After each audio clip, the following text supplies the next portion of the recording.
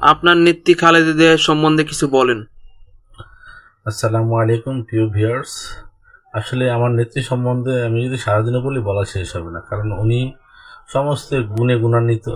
আপনারা দেখে আমি ওনার সর্বশেষ সমাবেশের কথাগুলি বলি। আমরা তো ভেবেছিলাম আমাদের যেই 5 তারিখের পরে যে একটা সমাবেশ হয়, সেই সমাবেশে আমরা চিন্তা করেছিলাম যে শেখ হাসিনাকে নিয়ে সে অনেক কিছু বলবে।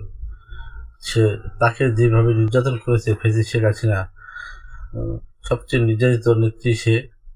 তারপর অনেক নির্যাতন করেছে, সে অসুস্থ, তারপর তার চিকিৎসার জন্য কোনো ব্যবস্থা নেওয়া হয়নি। তা আমরা ভেবেছিলাম সে রাগে ক্ষোভে তার বিরুদ্ধে অনেক কথা বলবে, কিন্তু আমরা কি দেখলাম, উনি শেখ হাসিনার নামটা একবার উচ্চারণ করেনি। তাতে আমরা বুঝছি উনি শেখ হাসিনাকে এমনই ভাবে ঘৃণা করেন যে ওনার নামটাও সে মুখে নিতে চায় না। আর সে আজ খারাপ কাজগুলো করছে বিদায়ী আজ তাকে দেশ থেকে পালিয়ে যেতে হয়েছে। বাড়িঘর সব ছেড়ে সে দেশ ছেড়ে পালিয়ে গেছে। সে একটা পলাতক, এখন সে পলাতক আসামি।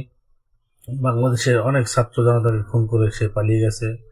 আমার এই নেত্রী 1988 থেকে যে আন্দোলন শুরু হয়, সে আন্দোলনের সেনে 90-এর আন্দোলন যেটাকে বলা হয়, সেই আন্দোলনে উনি আপসহীন ভূমিকা পালন করেছেন। ওনার আপসহীন ভূমিকার কারণেই সেই দিন এই দেশ গণতন্ত্র পুনরুদ্ধার হয়েছে, কিন্তু আমরা সেই গণতন্ত্রটা ধরে রাখতে পারিনি।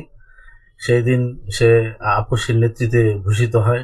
সেই দিন থেকেই তার নামের পাশে জুড়ে দেওয়া হয় আপসীর নেত্রী।